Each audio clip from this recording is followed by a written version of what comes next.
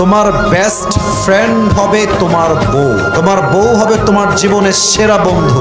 সত্য কথা হলো এই, বউ যদি বিশ্বস্ত হয়, সতীসাধী হয় আর চরিত্রবান হয়, স্বামী তার সমস্ত কষ্টের কথা নির্দ্বিধায় তার বউয়ের কোলে মাথা রেখে বলতে পারে, ঠিক কিনা বলে?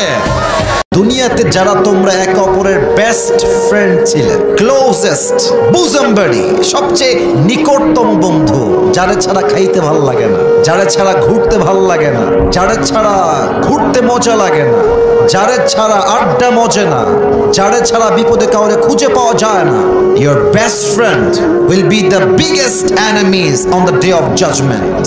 তোমার বেস্ট ফ্রেন্ড কিয়ামতের দিন তোমার সবচেয়ে বড় শত্রু হবে। এখন নাও দ্য কোয়েশ্চেন ইজ, প্রশ্ন হলো, আচ্ছা হুজুর, আমার কলিজার বন্ধু কিয়ামতে আমার শত্রু হবে কেন?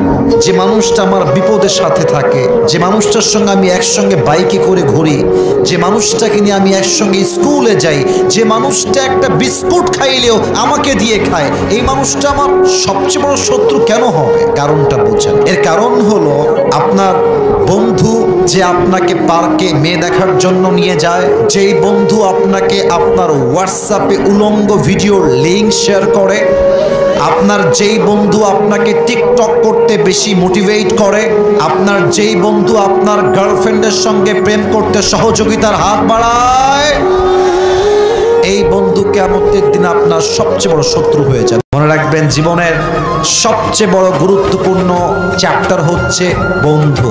বন্ধু ভালো হলে আরেক বন্ধু ভালো হয়, বন্ধু গাঞ্জাখোর হইলে আরেক বন্ধু গাঞ্জাখোর হয়।